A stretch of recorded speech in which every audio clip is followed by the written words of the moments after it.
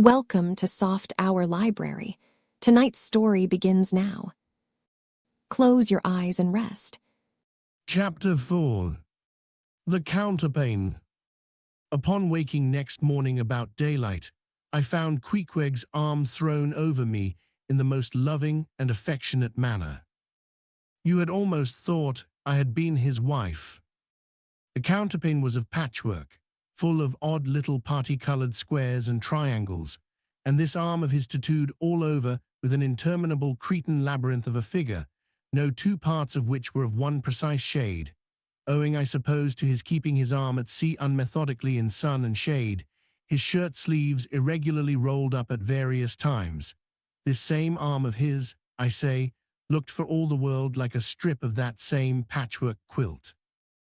Indeed, partly lying on it, as the arm did when I first awoke, I could hardly tell it from the quilt, they so blended their hues together, and it was only by the sense of weight and pressure that I could tell that Queequeg was hugging me. My sensations were strange. Let me try to explain them. When I was a child, I well remember a somewhat similar circumstance that befell me. Whether it was a reality or a dream, I never could entirely settle. The circumstance was this. I had been cutting up some caper or other. I think it was trying to crawl up the chimney, as I had seen a little sweep do a few days previous, and my stepmother, who somehow or other was all the time whipping me or sending me to bed supperless, my mother dragged me by the legs out of the chimney and packed me off to bed, though it was only 2 o'clock in the afternoon of the 21st June, the longest day in the year in our hemisphere. I felt dreadfully, but there was no help for it. So upstairs I went to my little room in the 3rd floor, undressed myself as slowly as possible so as to kill time, and with a bitter sigh got between the sheets. I lay there dismally calculating that 16 entire hours must elapse before I could hope for a resurrection. 16 hours in bed, the small of my back ached to think of it. And it was so light too, the sun shining in at the window, and a great rattling of coaches in the streets, and the sound of gay voices all over the house. I felt worse and worse. At last I got up, dressed, and softly going down in my stockinged feet, sought out my stepmother, and suddenly threw myself at her feet, beseeching her as a particular favor to give me a good slippering for my misbehavior. Anything indeed, but condemning me to lie abed such an unendurable length of time. But she was the best and most conscientious of stepmothers, and back I had to go to my room. For several hours I lay there broad awake, feeling a great deal worse than I have ever done since, even from the greatest subsequent misfortunes. At last I must have fallen into a troubled nightmare of a doze, and slowly waking from it, half steeped in dreams, I opened my eyes, and the before sunlit room was now wrapped in outer darkness. Instantly I felt a shock running through all my frame. Nothing was to be seen, and nothing was to be heard, but a supernatural hand seemed placed in mine.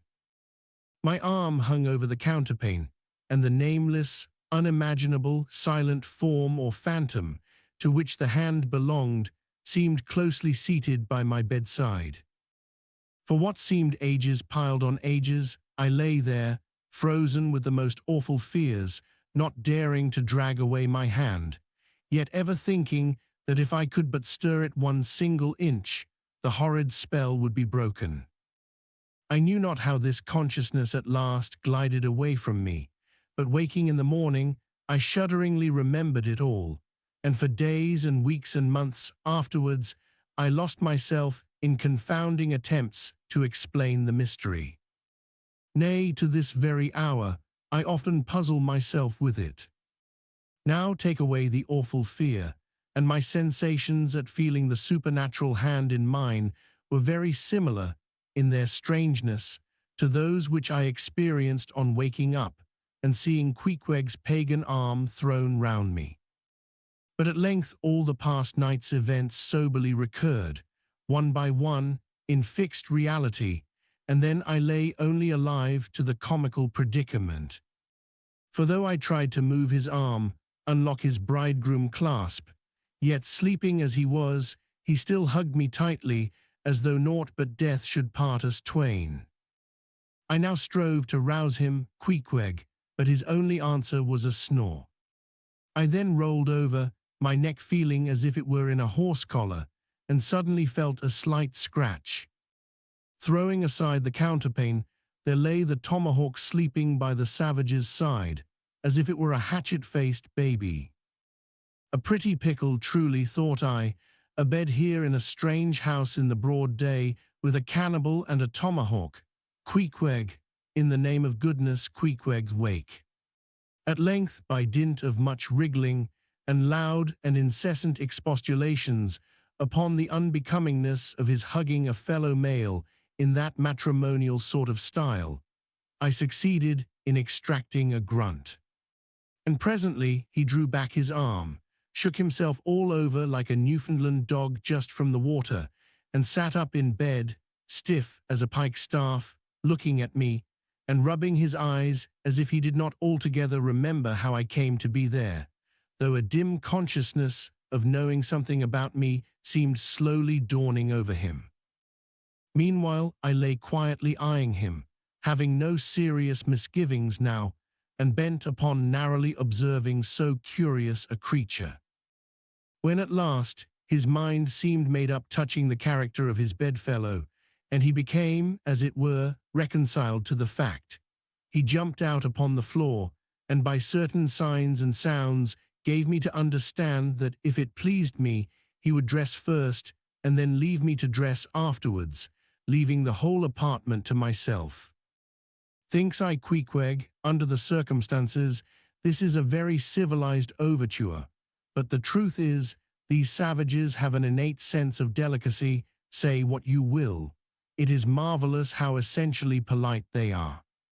I pay this particular compliment to Queequeg, because he treated me with so much civility and consideration, while I was guilty of great rudeness, staring at him from the bed and watching all his toilette motions, for the time my curiosity getting the better of my breeding. Nevertheless, a man like Queequeg you don't see every day. He and his ways were well worth unusual regarding. He commenced dressing at top by donning his beaver hat, a very tall one, by the by, and then, still minus his trousers, he hunted up his boots. What under the heavens he did it for, I cannot tell, but his next movement was to crush himself, boots in hand, and hat on, under the bed, when, from sundry violent gaspings and strainings, I inferred he was hard at work booting himself, though by no law of propriety that I ever heard of is any man required to be private when putting on his boots. But Queequeg, do you see, was a creature in the transition stage, neither caterpillar nor butterfly. He was just enough civilized to show off his outlandishness in the strangest possible manners. His education was not yet completed.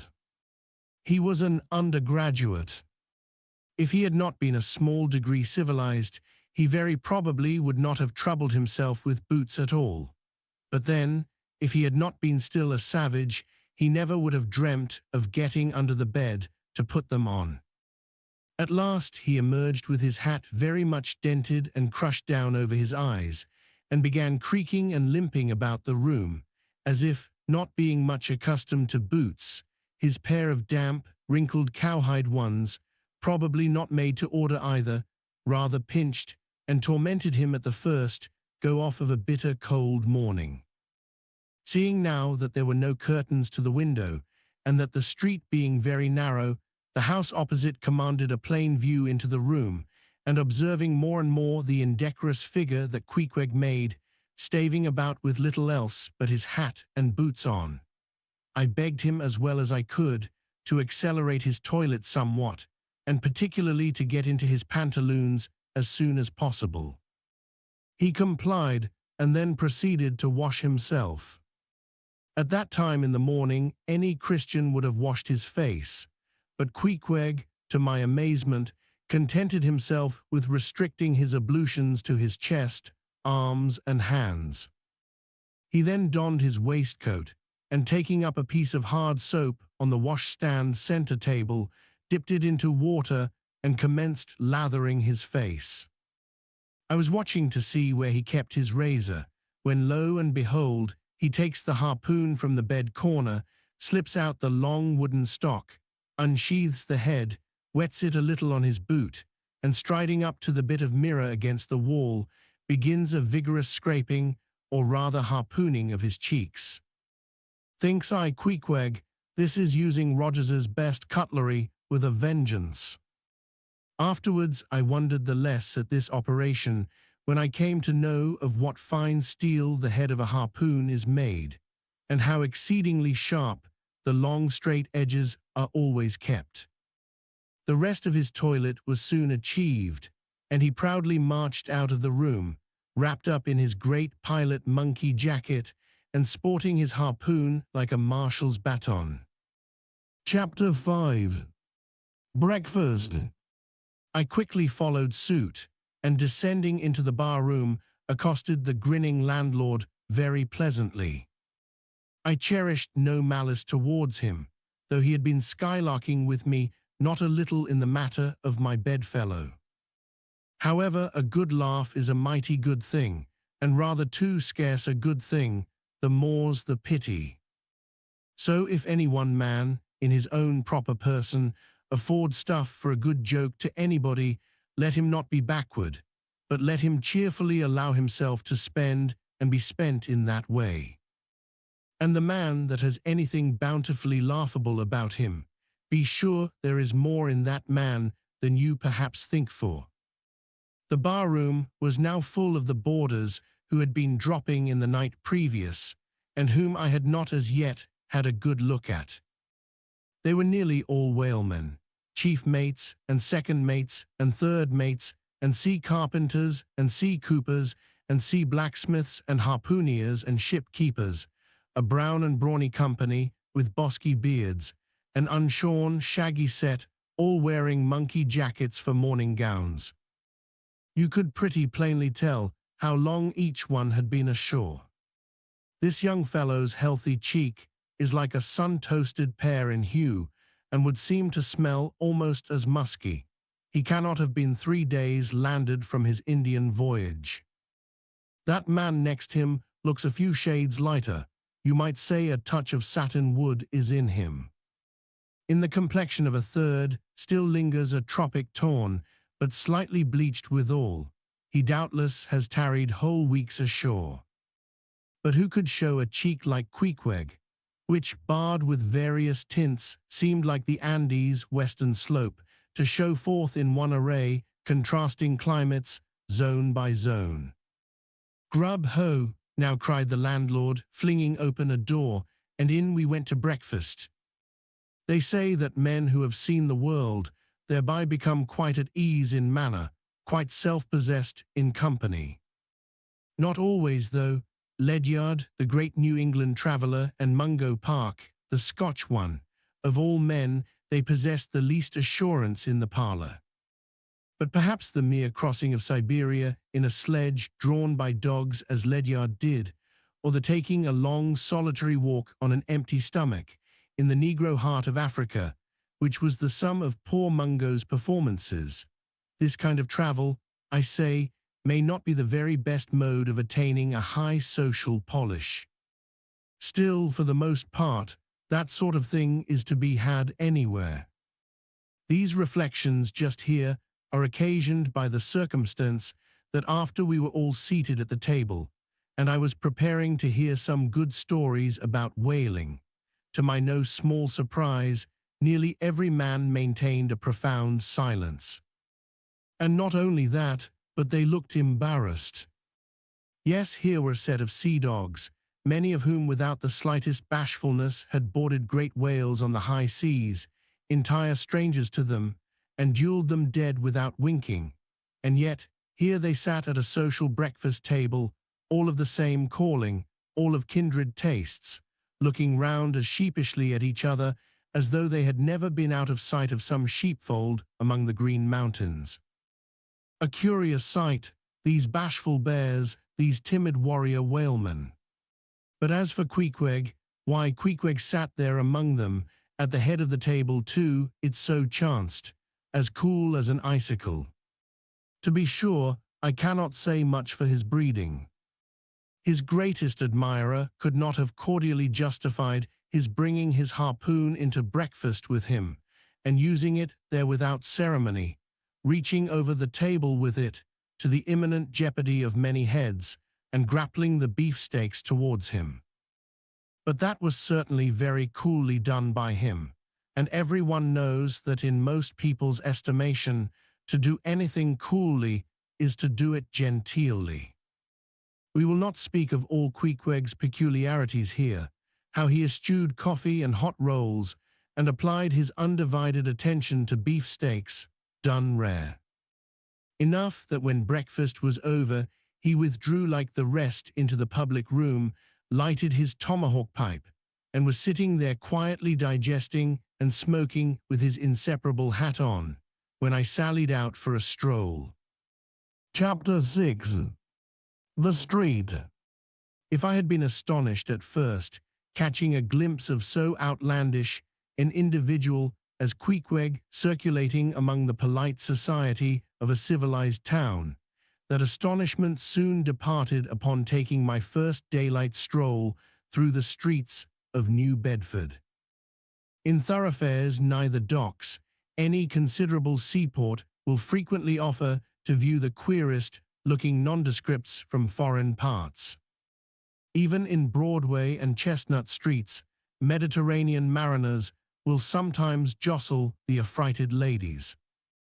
Regent Street is not unknown to Lascars and Malays, and at Bombay, in the Apollo Green, live Yankees have often scared the natives. But New Bedford beats all Water Street and Wapping. In these last-mentioned haunts you see only sailors, but in New Bedford, actual cannibals stand chatting at street corners, savages outright, many of whom yet carry on their bones unholy flesh. It makes a stranger stare. But besides the Fijians, Tongatoboas, Erromangoans, Panangians, and Brigians, and besides the wild specimens of the whaling craft, which unheeded reel about the streets, you will see other sights still more curious, certainly more comical. There weekly arrive in this town scores of green Vermonters and New Hampshire men, all athirst for gain and glory in the fishery. They are mostly young, of stalwart frames, fellows who have felled forests and now seek to drop the axe and snatch the whale lance. Many are as green as the Green Mountains, whence they came. In some things you would think them but a few hours old. Look there, that chap strutting round the corner. He wears a beaver hat and swallow-tailed coat, girdled with a sailor belt and sheath knife. Here comes another with a sou'wester and a bombazine cloak. No town-bred dandy will compare with a country-bred one. I mean a downright bumpkin dandy, a fellow that, in the dog days, will mow his 2 acres in buckskin gloves for fear of tanning his hands. Now when a country dandy like this takes it into his head to make a distinguished reputation, and joins the great whale fishery, you should see the comical things he does upon reaching the seaport. In bespeaking his sea outfit, he orders bell-buttons to his waistcoats, straps to his canvas trousers. Ah, poor hayseed, how bitterly will burst those straps in the first howling gale, when thou art driven, straps, buttons and all, down the throat of the tempest. But think not that this famous town has only harpooneers, cannibals, and bumpkins to show her visitors. Not at all. Still, New Bedford is a queer place. Had it not been for us whalemen, that tract of land would this day perhaps have been in as howling condition as the coast of Labrador. As it is, parts of her back country are enough to frighten one, they look so bony. The town itself is perhaps the dearest place to live in all New England. It is a land of oil, true enough, but not like Canaan, a land also of corn and wine. The streets do not run with milk, nor in the springtime do they pave them with fresh eggs. Yet in spite of this, nowhere in all America will you find more patrician-like houses, parks and gardens more opulent than in New Bedford. Whence came they? How planted upon this once scraggy scoria of a country? Go and gaze upon the iron ematical harpoons round yonder lofty mansion, and your question will be answered. Yes, all these brave houses and flowery gardens came from the Atlantic, Pacific, and Indian Oceans. One and all they were harpooned and dragged up hither from the bottom of the sea. Can Herr Alexander perform a feat like that? In New Bedford, fathers, they say, give whales for dowers to their daughters, and portion off their nieces with a few porpoises apiece. You must go to New Bedford to see a brilliant wedding, for they say they have reservoirs of oil in every house, and every night recklessly burn their lengths in spermaceti candles. In summertime, the town is sweet to see, full of fine maples, long avenues of green and gold. And in August, high in air, the beautiful and bountiful horse chestnuts, candelabra-wise, proffer the passer-by their tapering upright cones of congregated blossoms. So omnipotent is art, which in many a district of New Bedford has superinduced bright terraces of flowers upon the barren, refuse rocks thrown aside at creation's final day. And the women of New Bedford, they bloom like their own red roses. But roses only bloom in summer, whereas the fine carnation of their cheeks is perennial as sunlight in the seventh heavens. Elsewhere match that bloom of theirs ye cannot, save in Salem, where they tell me the young girls breathe such musk, their sailor sweethearts smell them miles offshore, as though they were drawing nigh the odorous Moluccas instead of the puritanic sands. Chapter 7. The Chapel. In this same New Bedford there stands a whaleman's chapel, and few are the moody fishermen, shortly bound for the Indian Ocean or Pacific, who fail to make a Sunday visit to the spot. I am sure that I did not. Returning from my first morning stroll, I again sallied out upon this special errand. The sky had changed from clear, sunny cold to driving sleet and mist. Wrapping myself in my shaggy jacket of the cloth called bearskin, I fought my way against the stubborn storm. Entering, I found a small scattered congregation of sailors, and sailors' wives and widows. A muffled silence reigned, only broken at times by the shrieks of the storm. Each silent worshipper seemed purposely sitting apart from the other, as if each silent grief were insular and incommunicable. The chaplain had not yet arrived, and there these silent islands of men and women sat steadfastly eyeing several marble tablets, with black borders, masoned into the wall on either side the pulpit. 3 of them ran something like the following, but I do not pretend to quote. Sacred to the memory of John Talbot, who, at the age of 18, was lost overboard near the Isle of Desolation, off Patagonia, November 1, 1836. This tablet is erected to his memory by his sister. Sacred to the memory of Robert Long, Willis Ellery, Nathan Coleman, W.L.T. Arcani, Sate Macy, and Samuel Gieliagi, forming one of the boat's crews of the ship Eliza who were towed out of sight by a whale, on the offshore ground in the Pacific, December 31, 1839. This marble is here placed by their surviving shipmates. Sacred to the memory of the late Captain Ezekiel Hardy, who in the bows of his boat was killed by a sperm whale on the coast of Japan, August 3d, 1833. This tablet is erected to his memory by his widow. Shaking off the sleet from my ice-glazed hat and jacket, I seated myself near the door, and turning sideways, was surprised to see Queequeg near me. Affected by the solemnity of the scene, there was a wondering gaze of incredulous curiosity in his countenance. This savage was the only person present who seemed to notice my entrance, because he was the only one who could not read, and therefore was not reading those frigid inscriptions on the wall. Whether any of the relatives of the seamen whose names appeared there were now among the congregation, I knew not.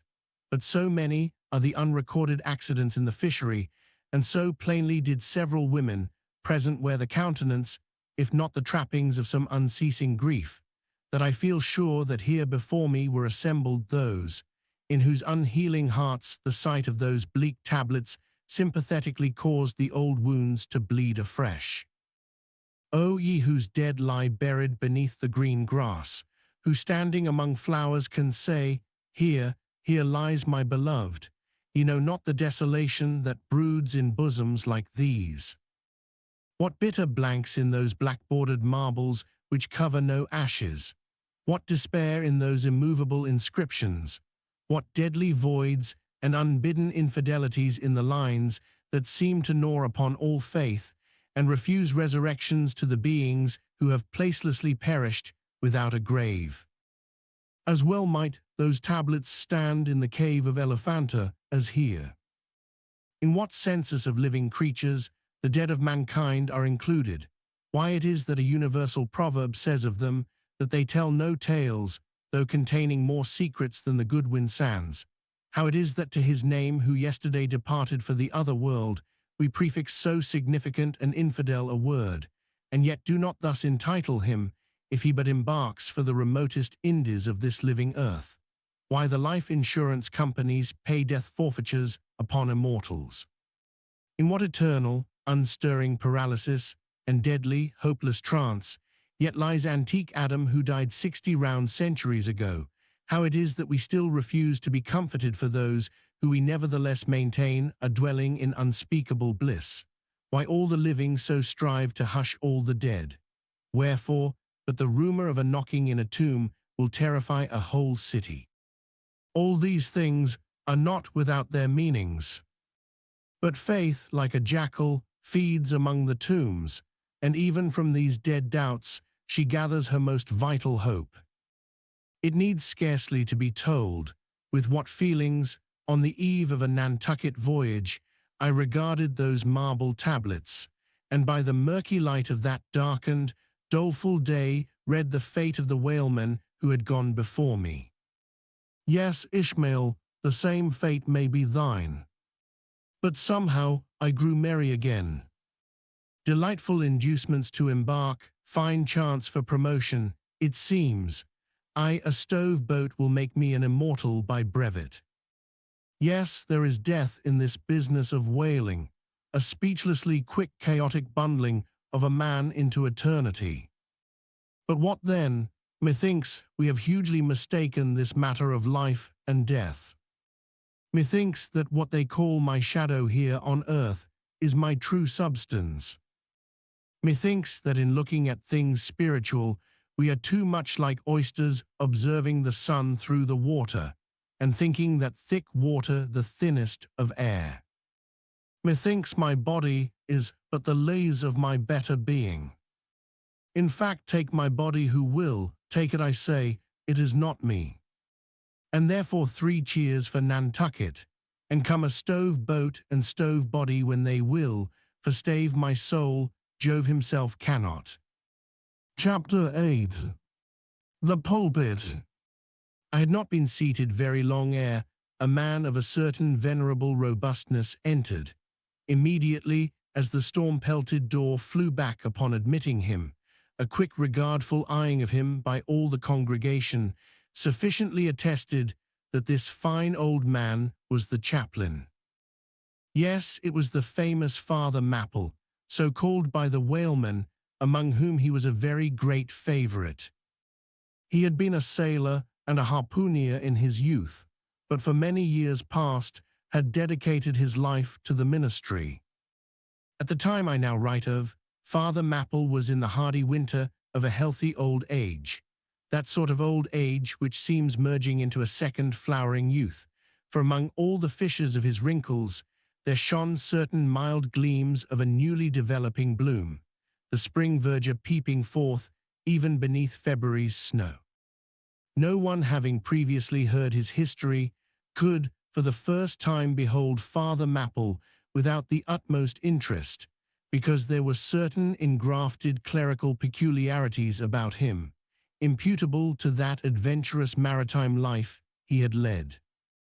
When he entered, I observed that he carried no umbrella, and certainly had not come in his carriage, for his tarpaulin hat ran down with melting sleet, and his great pilot cloth jacket seemed almost to drag him to the floor with the weight of the water it had absorbed. However, hat and coat and overshoes were one by one removed and hung up in a little space in an adjacent corner, when, arrayed in a decent suit, he quietly approached the pulpit. Like most old-fashioned pulpits, it was a very lofty one, and since irregular stairs to such a height would, by its long angle with the floor, seriously contract the already small area of the chapel, the architect, it seemed, had acted upon the hint of Father Mapple, and finished the pulpit without a stairs, substituting a perpendicular side ladder, like those used in mounting a ship from a boat at sea.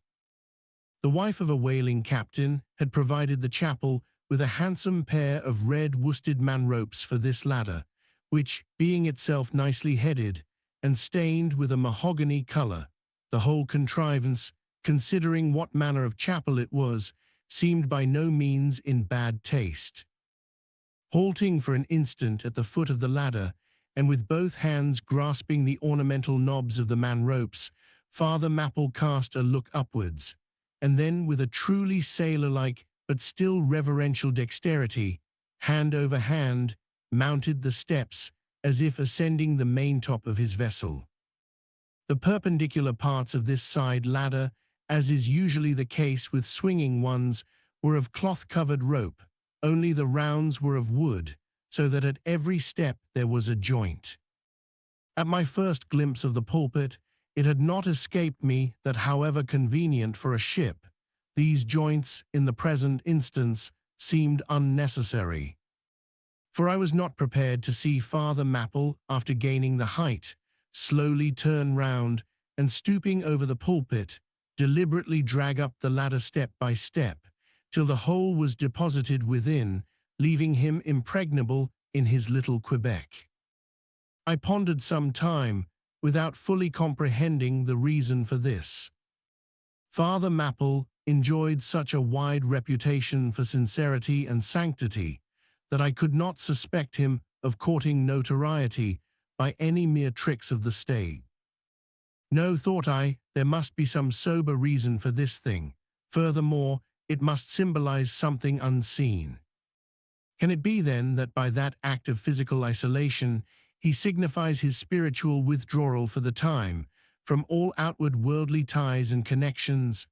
Yes, for replenished with the meat and wine of the word, to the faithful man of God, this pulpit, I see, is a self-containing stronghold, a lofty Ehrenbreitstein with a perennial well of water within the walls. But the side ladder was not the only strange feature of the place, borrowed from the chaplain's former seafarings. Between the marble cenotaphs on either hand of the pulpit, the wall which formed its back was adorned with a large painting representing a gallant ship beating against a terrible storm off a lee coast of black rocks and snowy breakers. But high above the flying scud and dark-rolling clouds there floated a little isle of sunlight, from which beamed forth an angel's face, and this bright face shed a distinct spot of radiance upon the ship's tossed deck, something like that silver plate now inserted into the Victory's plank where Nelson fell. "Ah, noble ship," the angel seemed to say, beat on, thou noble ship, and bear a hardy helm, for lo, the sun is breaking through, the clouds are rolling off, serenest azure is at hand." Nor was the pulpit itself without a trace of the same sea taste that had achieved the ladder and the picture. Its panelled front was in the likeness of a ship's bluff bows, and the Holy Bible rested on a projecting piece of scroll work, fashioned after a ship's fiddle-headed beak. What could be more full of meaning? For the pulpit is ever this earth's foremost part, all the rest comes in its rear, the pulpit leads the world. From thence it is the storm of God's quick wrath is first descried, and the bow must bear the earliest brunt. From thence it is the God of breezes fair or foul is first invoked for favourable winds. Yes, the world's a ship on its passage out, and not a voyage complete, and the pulpit is its prow. Chapter 9. The Sermon. Father Mapple rose, and in a mild voice of unassuming authority ordered the scattered people to condense. Starboard gangway there, side away to larboard, larboard gangway to starboard, midships, midships. There was a low rumbling of heavy sea boots among the benches, and a still slighter shuffling of women's shoes, and all was quiet again, and every eye on the preacher. He paused a little, then kneeling in the pulpit's bows, folded his large brown hands across his chest, uplifted his closed eyes, and offered a prayer so deeply devout that he seemed kneeling and praying at the bottom of the sea. This ended in prolonged solemn tones, like the continual tolling of a bell in a ship that is foundering at sea in a fog. In such tones he commenced reading the following hymn, but changing his manner towards the concluding stanzas, burst forth with appealing exultation and joy.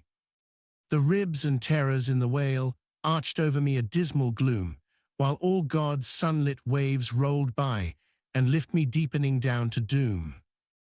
I saw the opening more of hell, with endless pains and sorrows there, which none but they that feel can tell. Oh, I was plunging to despair. In black distress, I called my God, when I could scarce believe him mine. He bowed his ear to my complaints. No more the whale did me confine. With speed he flew to my relief, as on a radiant dolphin borne. Awful, yet bright, as lightning shone the face of my deliverer God. My song for ever shall record that terrible, that joyful hour. I give the glory to my God, his all the mercy and the power. Nearly all joined in singing this hymn, which swelled high above the howling of the storm. A brief pause ensued. The preacher slowly turned over the leaves of the Bible, and at last, folding his hand down upon the proper page, said, "Beloved shipmates, clinched the last verse of the first chapter of Jonah, and God had prepared a great fish to swallow up Jonah." Shipmates, this book, containing only 4 chapters, 4 yarns, is one of the smallest strands in the mighty cable of the Scriptures. Yet what depths of the soul does Jonah's deep sea line sound? What a pregnant lesson to us is this prophet! What a noble thing is that canticle in the fish's belly! How billow-like and boisterously grand! We feel the floods surging over us. We sound with him to the kelpy bottom of the waters. Seaweed and all the slime of the sea is about us. But what is this lesson that the book of Jonah teaches? Shipmates, it is a 2-stranded lesson. A lesson to us all as sinful men, and a lesson to me as a pilot of the living God. As sinful men, it is a lesson to us all, because it is a story of the sin, hard-heartedness, suddenly awakened fears, the swift punishment, repentance, prayers, and finally the deliverance and joy of Jonah. As with all sinners among men, the sin of this son of Amittai was in his willful disobedience of the command of God. Never mind now what that command was, or how conveyed, which he found a hard command. But all the things that God would have us do are hard for us to do. Remember that, and hence he oftener commands us than endeavors to persuade. And if we obey God, we must disobey ourselves, and it is in this disobeying ourselves wherein the hardness of obeying God consists. With this sin of disobedience in him, Jonah still further flouts at God by seeking to flee from him. He thinks that a ship made by men will carry him into countries where God does not reign, but only the captains of this earth. He skulks about the wharves of Joppa and seeks a ship that's bound for Tarshish. There lurks, perhaps, a hitherto unheeded meaning here. By all accounts, Tarshish could have been no other city than the modern Cadiz. That's the opinion of learned men. And where is Cadiz, shipmates? Cadiz is in Spain, as far by water from Joppa as Jonah could possibly have sailed in those ancient days, when the Atlantic was an almost unknown sea. Because Joppa, the modern Jaffa, shipmates, is on the most easterly coast of the Mediterranean, the Syrian, and Tarshish or Cadiz more than 2,000 miles to the westward from that, just outside the Straits of Gibraltar. See ye not then, shipmates, that Jonah sought to flee worldwide from God, miserable man, O most contemptible and worthy of all scorn, with slouched hat and guilty eye, skulking from his God, prowling among the shipping like a vile burglar hastening to cross the seas. So disordered, self-condemning is his look, that had there been policemen in those days, Jonah, on the mere suspicion of something wrong, had been arrested ere he touched a deck. How plainly he's a fugitive. No baggage, not a hatbox, valise, or carpet bag. No friends accompany him to the wharf with their adieus. At last, after much dodging search, he finds the Tarshish ship receiving the last items of her cargo, and as he steps on board to see its captain in the cabin, all the sailors for the moment desist from hoisting in the goods, to mark the stranger's evil eye. Jonah sees this, but in vain he tries to look all ease and confidence, in vain essays his wretched smile. Strong intuitions of the man assure the mariners he can be no innocent. In their gamesome but still serious way, one whispers to the other, "Jack, he's robbed a widow," or "Joe, do you mark him, he's a bigamist," or "Harry, lad, I guess he's the adulterer that broke jail in old Gomorrah," or belike, one of the missing murderers from Sodom. Another runs to read the bill that's stuck against the spile upon the wharf to which the ship is moored, offering 500 gold coins for the apprehension of a parricide, and containing a description of his person. He reads and looks from Jonah to the bill, while all his sympathetic shipmates now crowd round Jonah, prepared to lay their hands upon him.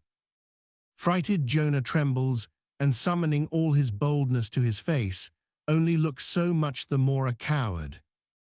He will not confess himself suspected, but that itself is strong suspicion. So he makes the best of it, and when the sailors find him not to be the man that is advertised, they let him pass, and he descends into the cabin. "Who's there?" cries the captain at his busy desk, hurriedly making out his papers for the customs. "Who's there?" Oh, how that harmless question mangles Jonah. For the instant he almost turns to flee again. But he rallies. "I seek a passage in this ship to Tarshish. How soon sail ye, sir?" Thus far the busy captain had not looked up to Jonah, though the man now stands before him, but no sooner does he hear that hollow voice than he darts a scrutinizing glance. "We sail with the next coming tide," at last he slowly answered, still intently eyeing him. "No sooner, sir, soon enough for any honest man that goes a passenger." "Ha, Jonah, that's another stab." But he swiftly calls away the captain from that scent. "I'll sail with ye," he says. "The passage money, how much is that? I'll pay now." For it is particularly written, shipmates, as if it were a thing not to be overlooked in this history, that he paid the fare thereof, ere the craft did sail. And taken with the context, this is full of meaning. Now Jonah's captain, shipmates, was one whose discernment detects crime in any, but whose cupidity exposes it only in the penniless. In this world, shipmates, sin that pays its way can travel freely and without a passport, whereas virtue, if a pauper, is stopped at all frontiers. So Jonah's captain prepares to test the length of Jonah's purse, ere he judge him openly. He charges him thrice the usual sum, and it's assented to. Then the captain knows that Jonah is a fugitive, but at the same time resolves to help a flight that paves its rear with gold. Yet when Jonah fairly takes out his purse, prudent suspicions still molest the captain. He rings every coin to find a counterfeit. Not a forger, anyway, he mutters, and Jonah is put down for his passage. "Point out my stateroom, sir," says Jonah now. "I'm travel-weary, I need sleep." "Thou lookest like it," says the captain. "There's thy room." Jonah enters and would lock the door, but the lock contains no key. Hearing him foolishly fumbling there, the captain laughs lowly to himself and mutters something about the doors of convicts' cells being never allowed to be locked within. All dressed and dusty as he is, Jonah throws himself into his berth and finds the little stateroom ceiling almost resting on his forehead. The air is close, and Jonah gasps. Then in that contracted hole, sunk, too, beneath the ship's waterline, Jonah feels the heralding presentiment of that stifling hour, when the whale shall hold him in the smallest of his bowels, wards.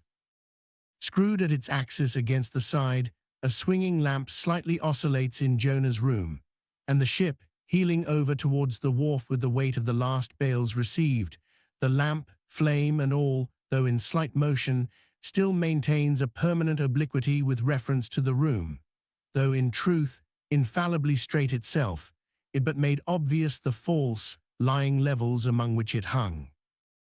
The lamp alarms and frightens Jonah, as lying in his berth, his tormented eyes roll round the place, and this thus far successful fugitive finds no refuge for his restless glance. But that contradiction in the lamp more and more appalls him. The floor, the ceiling, and the side are all awry. "Oh, so my conscience hangs in me," he groans, "straight upwards, so it burns, but the chambers of my soul are all in crookedness." Like one who after a night of drunken revelry hies to his bed, still reeling, but with conscience yet pricking him, as the plungings of the Roman race horse, but so much the more strike his steel tags into him, as one who in that miserable plight still turns and turns in giddy anguish, praying God for annihilation until the fit be past. And at last, amid the whirl of woe he feels, a deep stupor steals over him, as over the man who bleeds to death, for conscience is the wound, and there's naught to staunch it. So, after sore wrestlings in his berth, Jonah's prodigy of ponderous misery drags him drowning down to sleep. And now the time of tide has come, the ship casts off her cables, and from the deserted wharf the uncheered ship for Tarshish, all careening, glides to sea. That ship, my friends, was the first of recorded smugglers. The contraband was Jonah. But the sea rebels, he will not bear the wicked burden. A dreadful storm comes on, the ship is like to break. But now when the boatswain calls all hands to lighten her, when boxes, bales and jars are clattering overboard, when the wind is shrieking and the men are yelling, and every plank thunders with trampling feet right over Jonah's head, in all this raging tumult, Jonah sleeps his hideous sleep. He sees no black sky and raging sea, feels not the reeling timbers, and little hears he or heeds he the far rush of the mighty whale, which even now with open mouth is cleaving the seas after him. Aye, shipmates, Jonah was gone down into the sides of the ship, a berth in the cabin as I have taken it, and was fast asleep. But the frightened master comes to him and shrieks in his dead ear, "What meanest thou, O sleeper? Arise!" Startled from his lethargy by that direful cry, Jonah staggers to his feet and, stumbling to the deck, grasps a shroud, to look out upon the sea. But at that moment he is sprung upon by a panther billow leaping over the bulwarks. Wave after wave thus leaps into the ship, and finding no speedy vent runs roaring fore and aft, till the mariners come nigh to drowning while yet afloat. And ever as the white moon shows her affrighted face from the steep gullies in the blackness overhead, aghast Jonah sees the rearing bowsprit pointing high upward, but soon beat downward again towards the tormented deep. Terrors upon terrors run shouting through his soul. In all his cringing attitudes, the god-fugitive is now too plainly known. The sailors mark him, more and more certain grow their suspicions of him, and at last, fully to test the truth, by referring the whole matter to high heaven, they fall to casting lots, to see for whose cause this great tempest was upon them. The lot is Jonah's. That discovered, then how furiously they mob him with their questions. What is thine occupation? Whence comest thou? Thy country? What people? But mark now, my shipmates, the behavior of poor Jonah. The eager mariners but ask him who he is, and where from, whereas they not only receive an answer to those questions, but likewise another answer to a question not put by them. But the unsolicited answer is forced from Jonah by the hard hand of God that is upon him. I am a Hebrew, he cries, and then, I fear the Lord the God of heaven who hath made the sea and the dry land. Fear him, O Jonah, I well mightest thou fear the Lord God then. Straightway he now goes on to make a full confession, whereupon the mariners became more and more appalled, but still are pitiful. For when Jonah, not yet supplicating God for mercy, since he but too well knew the darkness of his deserts, when wretched Jonah cries out to them to take him and cast him forth into the sea, for he knew that for his sake this great tempest was upon them, they mercifully turn from him and seek by other means to save the ship. But all in vain, the indignant gale howls louder. Then, with one hand raised invokingly to God, with the other they not unreluctantly lay hold of Jonah. And now behold Jonah taken up as an anchor and dropped into the sea, when instantly an oily calmness floats out from the east, and the sea is still, as Jonah carries down the gale with him, leaving smooth water behind. He goes down in the whirling heart of such a masterless commotion that he scarce heeds the moment when he drops seething into the yawning jaws awaiting him, and the whale shoots, to all his ivory teeth, like so many white bolts, upon his prison. Then Jonah prayed unto the Lord out of the fish's belly. But observe his prayer, and learn a weighty lesson. For sinful as he is, Jonah does not weep and wail for direct deliverance. He feels that his dreadful punishment is just. He leaves all his deliverance to God, contenting himself with this, that spite of all his pains and pangs, he will still look towards his holy temple. And here, shipmates, is true and faithful repentance, not clamorous for pardon, but grateful for punishment. And how pleasing to God was this conduct in Jonah, is shown in the eventual deliverance of him from the sea and the whale. Shipmates, I do not place Jonah before you to be copied for his sin, but I do place him before you as a model for repentance. Sin not, but if you do, take heed to repent of it like Jonah. While he was speaking these words, the howling of the shrieking, slanting storm without seemed to add new power to the preacher, who, when describing Jonah's sea storm, seemed tossed by a storm himself. His deep chest heaved as with a groundswell, his tossed arms seemed the warring elements at work, and the thunders that rolled away from off his swarthy brow and the light leaping from his eye made all his simple hearers look on him with a quick fear that was strange to them. There now came a lull in his look, as he silently turned over the leaves of the book once more, and at last, standing motionless, with closed eyes, for the moment, seemed communing with God and himself. But again he leaned over towards the people, and bowing his head lowly, with an aspect of the deepest yet manliest humility, he spake these words: "Shipmates, God has laid but one hand upon you, both his hands press upon me. I have read ye by what murky light may be mine the lesson that Jonah teaches to all sinners, and therefore to ye, and still more to me, for I am a greater sinner than ye. And now how gladly would I come down from this masthead, and sit on the hatches there where you sit, and listen as you listen, while some one of you reads me that other and more awful lesson which Jonah teaches to me, as a pilot of the living God. How being an anointed pilot prophet, or speaker of true things, and bidden by the Lord to sound those unwelcome truths in the ears of a wicked Nineveh, Jonah, appalled at the hostility he should raise, fled from his mission, and sought to escape his duty and his God by taking ship at Joppa. But God is everywhere, Tarshish he never reached.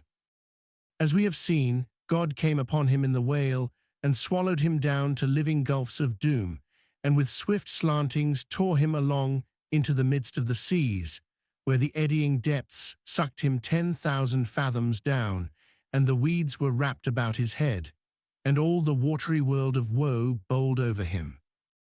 Yet even then, beyond the reach of any plummet, out of the belly of hell, when the whale grounded upon the ocean's utmost bones, even then God heard the engulfed, repenting prophet when he cried.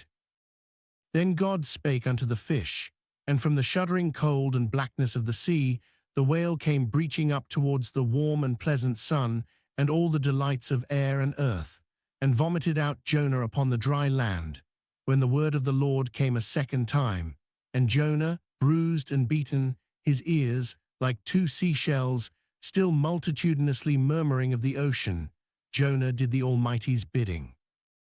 And what was that, shipmates? To preach the truth to the face of falsehood, that was it. This, shipmates, this is that other lesson, and woe to that pilot of the living God who slights it. Woe to him whom this world charms from gospel duty. Woe to him who seeks to pour oil upon the waters when God has brewed them into a gale. Woe to him who seeks to please rather than to appall. Woe to him whose good name is more to him than goodness. Woe to him who in this world courts not dishonor. Woe to him who would not be true, even though to be false was salvation. Yea, woe to him who, as the great pilot Paul has it, while preaching to others is himself a castaway.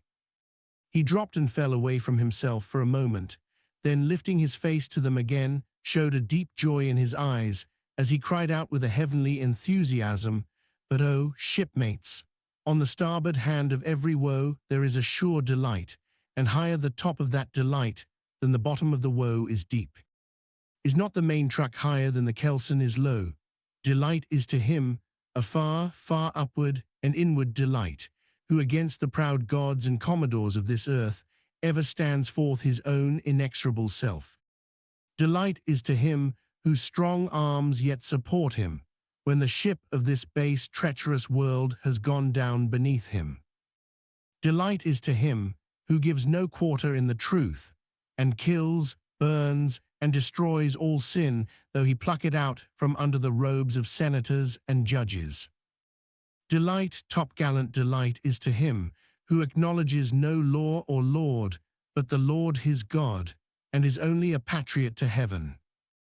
Delight is to him whom all the waves of the billows of the seas of the boisterous mob can never shake from this sure keel of the ages. And eternal delight and deliciousness will be his, who coming to lay him down can say with his final breath, O Father, chiefly known to me by thy rod, mortal or immortal, here I die. I have striven to be thine more than to be this world's or mine own. Yet this is nothing, I leave eternity to thee, for what is man that he should live out the lifetime of his God? He said no more, but slowly waving a benediction, covered his face with his hands, and so remained kneeling till all the people had departed, and he was left alone in the place.